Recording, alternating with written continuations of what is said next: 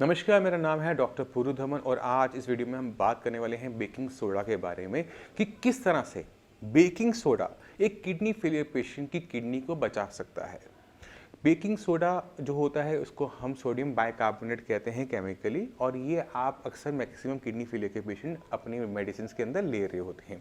मगर ये काम क्या करती है बॉडी के अंदर, ये बहुत कम किडनी फेलियर पेशेंट्स को पता होता है। तो आज इसी को हम गहराई से समझने की कोशिश करेंगे कि क्यों हम बेकिंग सोडा की टैबलेट मेडिसिन में ले रहे होते हैं। जो पेशेंट नहीं ले रहे वो शुरू कर सकते हैं, मगर इस वीडियो को पूरा देखने के बाद। बेकिंग सोडा की अहमियत को जानने के लिए हमें थोड़ा सा किडनी को गहराई से समझना पड़ेगा, क्योंकि हम सब जानते हैं कि किडनी का जो काम है वो यूरिन को बनाना, यूरिन में जितने भी गंदगी है बॉडी के अंदर उसको बाहर निकालना, इतना है। हम सब इतना जानते हैं, मैक्सिमम लोग इतना जानते हैं। मगर डॉक्टर्स को एक बात और पता होती है कि किडनी जो हमारी बॉडी में है वो हमारे ब्लड की एसिडिटी को कंट्रोल कर रही होती है। बॉडी में जो भी एसिड बनता है उसे यूरिन के रास्ते बाहर निकाल कर वो बॉडी के अंदर जो एसिड तेजाबीपन है उसे वो कम कंट्रोल में रखती है।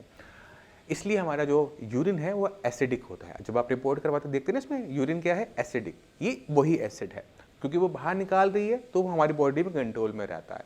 मगर जब किडनी को किसी टाइप का नुकसान होना शुरू होता है, मान लो बीपी से हुआ, शुगर से हुआ, या किसी और दिक्कत की वजह से हमारी किडनी का काम कम होता जा रहा है, तो ये एसिड नहीं निकल पाता। जैसे क्रिएटिनिन नहीं निकल पा रहा, वैसे ही एसिड नहीं निकल पाता। अब ये एसिड अगर आपकी बॉडी में इकट्ठा होता चला जाता है तो ब्लड में इकट्ठा होता चला जाता है, तो ब्लड क्या हो जाएगा, एसिडिक हो जाएगा। अब जैसे एसिड हम सब जानते हैं कि किसी चीज़ पर डालो तो नुकसान पहुंचाता है, उसी तरह से अगर हमारा ब्लड एसिडिक हो जाएगा और वो हमारी किडनी के अंदर जाएगा तो वो किडनी के अंदर नुकसान पहुंचाता है। इसी वजह से जब तक क्रिएटिनिन लेवल 4 तक पहुंचता है तब तक ये एसिड इतना स्ट्रांग नहीं होता कि बॉडी की टिश्यू को नुकसान पहुंचाए, किडनी को नुकसान पहुंचाए। बट जैसे ही क्रिएटिनिन लेवल 3.54 के आसपास आना शुरू होता है, ये एसिड इतना स्ट्रांग हो चुका होता है कि किडनी को डैमेज पहुंचाना शुरू करता है और क्रिएटिनिन लेवल बहुत तेज़ी से बढ़ने शुरू होते हैं। यानी अगर क्रिएटिनिन आपका पहले 2 था, 2 से 3 पहुंचने में कई साल लगाएगा, 3 से 4 पहुंचने में कुछ महीने लगाएगा, बट 4 के बाद वो हर महीने बहुत तेज़ी से चेंज होना शुरू हो जाता है, क्योंकि बॉडी में एक और कंडीशन तैयार हो जाती है किडनी फेलियर के साथ साथ, जिसे हम मेटाबॉलिक एसिडोसिस कहते हैं। अब इस मेटाबॉलिक एसिडोसिस को, इस एसिड को किस तरह से कंट्रोल करें, क्योंकि इसे हम निकाल तो सकते नहीं हैं, बट एसिड है इसको हम वहीं पर ठंडा कर सकते हैं, बुझा सकते हैं। अब हम कैसे अपनी पेट की तेजाबीपन को मिटाते हैं, सोडे से। उसी तरह से ब्लड के अंदर जो तेजाबीपन है उसको भी हम हटाएंगे सोडे से। और सोडा कौन सा, बेकिंग सोडा। अभी जो बेकिंग सोडा है ये बहुत आराम से हमें मिल भी जाता है, इसकी टैबलेट्स भी हमें बड़े आराम से मिल जाती हैं। इसलिए किडनी फेलियर पेशेंट को अपनी मेडिसिन में बेकिंग सोडा की टैबलेट को रखना चाहिए। ये किडनी फेलियर को रोकता नहीं है, बट बहुत धीमा कर देता है, जो कि बहुत ज़्यादा ज़रूरी होता है हर किडनी फेलियर पेशेंट में।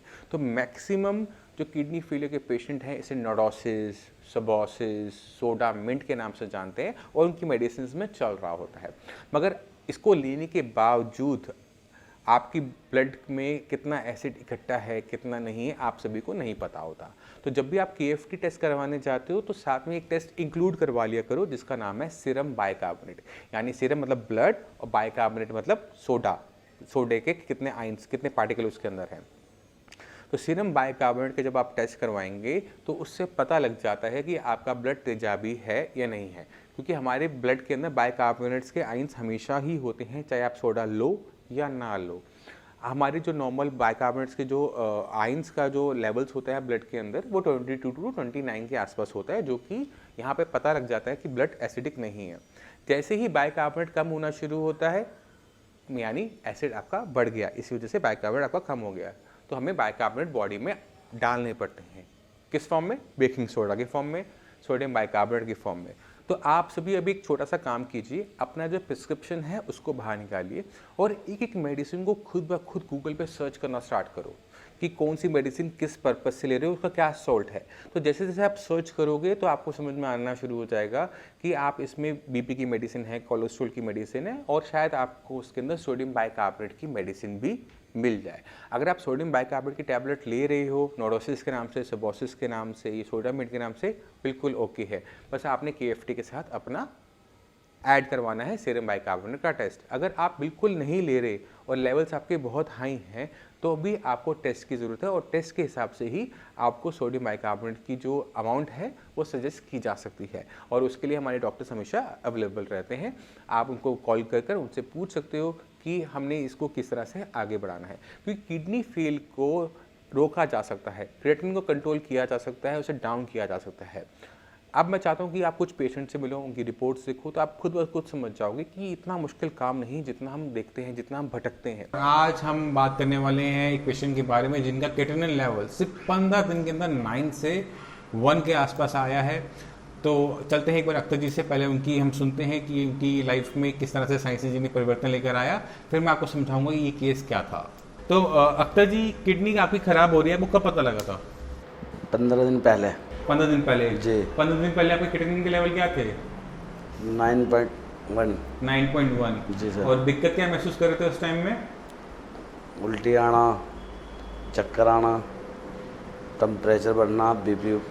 बुखार भी था उस टाइम में जी सर। आपको? और कहीं और दिखाया था आपने यहाँ आने से पहले? जी। अच्छा। जहाँ डायलिसिस के लिए बोला गया था। डायलिसिस के लिए बोल दिया था जी आपको। सर। तो आपने सिर्फ 15 दिन का ट्रीटमेंट लिया है, अब आपका लेवल क्या है? अब सर मेरा लेवल है 1.67। 1.67। अब बॉडी में कोई दिक्कत महसूस कर रहे हो? नहीं सर, बिल्कुल बेहतर और बेहतरीन। अब काम पे जा पा रहे हो, नहीं जा पा रहे? जी, अब तो जा रहा हूँ। कब से जा रहे हो काम पे? 4-5 रोज हो गए। 4-5 दिन हो गए, काम भी शुरू कर दिए दोबारा जी से? सर। ये तो बहुत अच्छी बात है। तो आपने खुद देखा कि किस तरह से अगर हम सही तरीके से चलते हैं तो हम अपने क्रिएटिनिन को डाउन कर सकते हैं, किडनी फेलियर को रोक सकते हैं, किस तरह से इसको रिवर्स कर सकते हैं। तो मैं उम्मीद करता हूँ इस वीडियो से आप काफ़ी कुछ समझ गए, बेकिंग सोडा की इंपॉर्टेंस को समझ गए कि क्यों वह आपकी मेडिसिन के अंदर ज़रूरी है। फिर भी कोई डाउट हो, कुछ भी पूछना चाहते हो तो नीचे दिए नंबर पर कॉल करके डॉक्टर से आप फ्री ऑफ कॉस्ट कंसल्टेशन ले सकते हैं, और आप अपॉइंटमेंट लेकर मुझसे भी आकर मिल सकते हैं। अब इसी के साथ आप सभी से मैं चलने की आगे चाहूँगा। मिलते हैं अगली वीडियो में, तब तक के लिए नमस्कार।